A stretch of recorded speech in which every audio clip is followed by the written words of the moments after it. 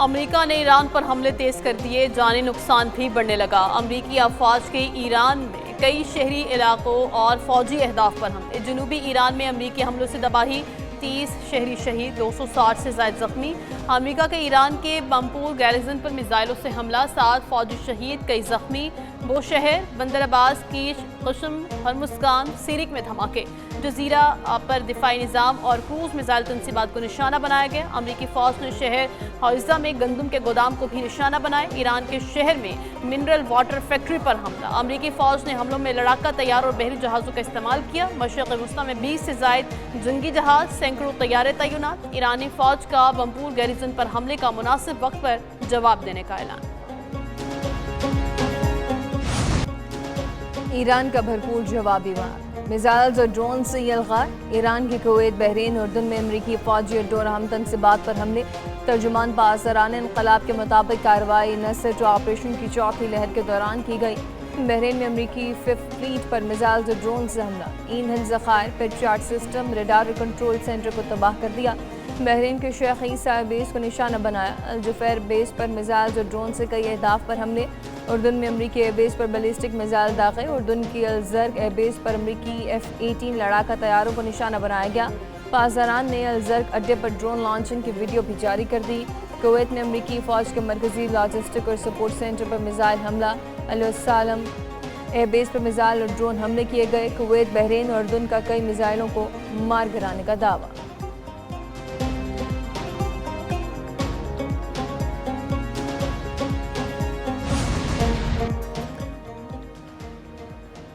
امریکہ ایران جنگ آپ نے ہرمز پھر بند۔ امریکی افواج نے ایران کی دوبارہ بحری ناکہ بندی کر دی۔ ایرانی پاسداران انقلاب کا بھی آپ نے ہرمز کو بند کرنے کا اعلان۔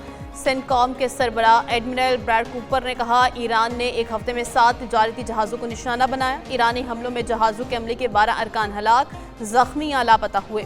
دوبارہ ناکہ بندی کے بعد 2 تجارتی جہازوں کا رخ موڑا جا چکا۔ ایرانی نائب وزیر خارجہ کاظم غریب آبادی نے کہا امریکہ نے دوبارہ بحری ناکہ بندی کر کے مفاہمت یادداشت کو ختم کر دیا۔ پاسداران نے کہا آبِ ہرمز امریکی جارحیت کے خاتمے تک بند رہے گی۔ کوئی جہاز امریکہ کے ساتھ چلنے کی جرت نہیں کر رہا۔ امریکہ کی موجودگی تک تیل و گیس خطے سے باہر نہیں جائے گی۔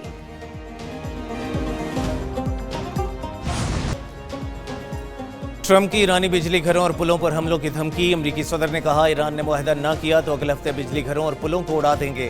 امریکہ نے گزشتہ روز ایران سے بات چیت کی اور معاہدہ کرنے پر زور دیا۔ معاہدہ نہ ہونے پر اگلے حملے شدید حملوں کا بتا دیا۔ ٹرمپ کا ابنائے ہرمز سے 20% ٹیکس لینے کے اعلان پر یو ٹرن، کہا خلیجی ریاستیں ٹول کے بجائے امریکہ میں سرمایہ کاری کریں گی۔ ٹرمپ نے انٹرویو میں مزید کہا آپریشن کے آغاز پر ایران میں حکومت کی تبدیلی ممکن لگ رہی تھی، امید نہیں تھی ایرانی حکومت 52,000 یا ایک بھی شہری کے قتل پر آمادہ ہوگی۔ میناب اسکول حملے میں کیا ہوا شاید کبھی معلوم نہ ہو سکے، ممکن ہے تصاویر مصنوعی ذہانت سے بنائی گئی ہوں۔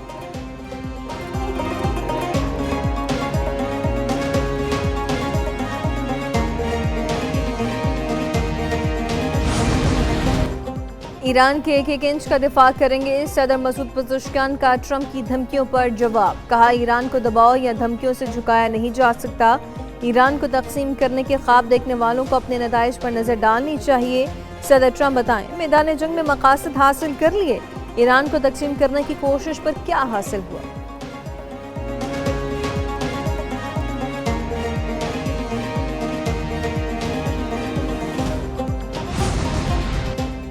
کویتی فوج کے ایرانی حملے میں نیول جہاز کو نقصان کی تصدیق۔ کہا ایرانی حملے میں 4 اہلکار زخمی ہوئے۔ دفاعی نظام نے ایران کا 1 بیلسٹک، 4 کروز میزائل اور 33 ڈرونز روکے۔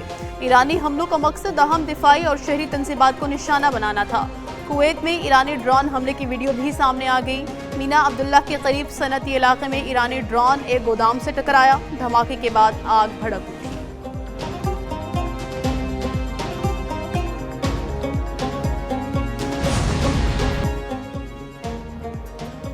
امریکہ نے معاشی محاذ پر بھی ایران کو نشانے پر رکھ لیا۔ ایران کے 50 سے زائد افراد، کمپنیوں اور بحری جہازوں پر نئی پابندیاں عائد۔ امریکی محکمہ خارجہ کے مطابق نیٹ ورک میں ایرانی، غیر ملکی شہری، کمپنیاں اور مختلف ادارے شامل ہیں جو پابندیوں کے باوجود تیل اور دیگر اشیاء کی تجارت کر رہے ہیں۔ امریکہ کا کرپٹو کرنسی کے ذریعے بھی ایران پر وار۔ امریکی محکمہ خزانہ نے ایران سے منسلک کئی کرپٹو والیٹس پر پابندیاں عائد کر دیں۔ اسکاٹ بیسنٹ کا $13 کروڑ سے زائد کرپٹو اثاثے منجمد کرنے کا دعویٰ۔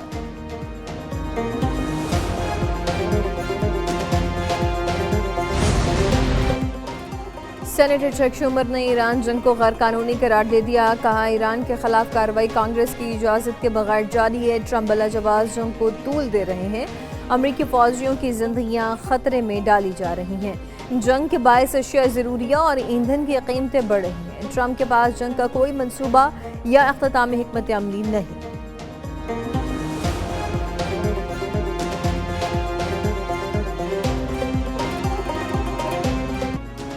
پاک فوج ہماری ریڈ لائن ہے، اس کے خلاف کوئی بات برداشت نہیں۔ بلاول بھٹو کا مظفر آباد میں پارٹی عہدیداروں سے خطاب، کہا عالمی سازش کو سمجھنا چاہیے، الفاظ کا چناؤ درست انداز میں کرنا چاہیے۔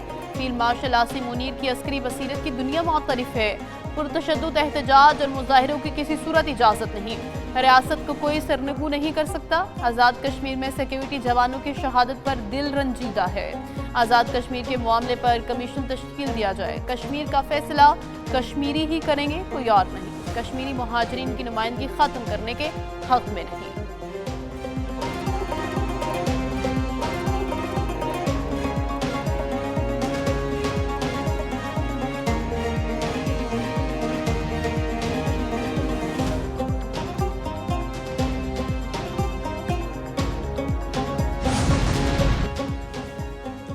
بھارت کی جوہری سیکیورٹی پر بڑا سوالیہ نشان، سب سے بڑے نیوکلیئر پاور پلانٹ کا ڈیٹا چوری۔ رائٹرز کے مطابق جوہری پلانٹ سے متعلق مبینہ حساس ڈیٹا ڈارک ویب پر leak. Ransomware group world leaks نے مبینہ فائلیں ڈارک ویب پر جاری کر دیں۔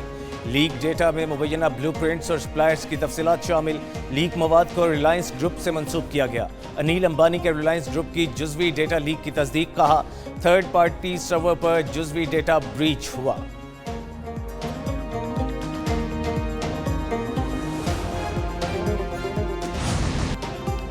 بلوچستان میں ہم دشمنوں کے عبرتناک انجام، پاک فوج افسر پولیس کا مشترکہ آپریشن شبان جاری۔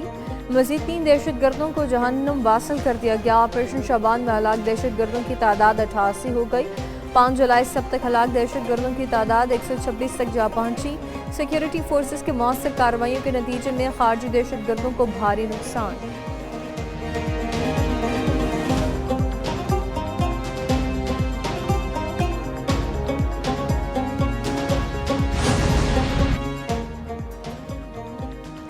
کالعدم ایکشن کمیٹی کئی روز سے معاملات زندگی متاثر کرنے میں مصروف ہے۔ سیکریٹری داخلہ آزاد کشمیر گفتار حسین کی پریس کانفرنس، کہا کالعدم کمیٹی نے اداروں کے خلاف منفی پروپیگنڈے کو اپنا وتیرہ بنا لیا۔ خواتین، بچوں، طلبہ کو احتجاج میں انسانی ڈھال کے طور پر استعمال کیا جا رہا ہے۔ طلبہ کو احتجاج کا حصہ بنانا نئی نسل کے مستقبل سے کھیلنے کے مترادف ہے۔ حکومت غیر قانونی سرگرمیوں میں ملوث افراد کے خلاف سخت ایکشن لے گی۔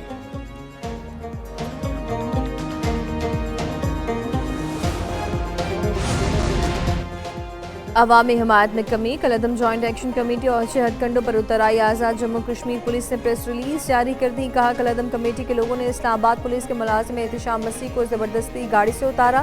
احتشام مسیح کو رابلہ کوٹ میں تشدد کا نشانہ بنایا، گمراہ کن ویڈیو بنا کر پھیلائی گئی۔ تشدد کرنے ویڈیو بنانے والوں کی شناخت کا عمل اور تحقیقات جاری۔ مکمل تصدیق اور قانونی کارروائی کے بعد ملوث افراد کے خلاف کارروائی ہوگی۔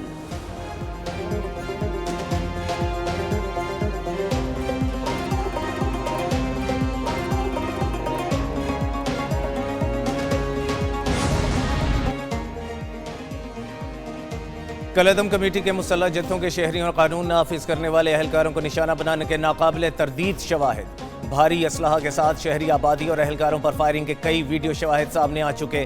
پولیس، رینجرز اور دیگر اداروں کے کئی اہلکاروں کو شہید کیا جا چکا۔ شرپسند کمیٹی کے مسلح کارندے CMH سمیت سرکاری اور نجی املاک اور گاڑیوں کو نظر آتش کر چکے۔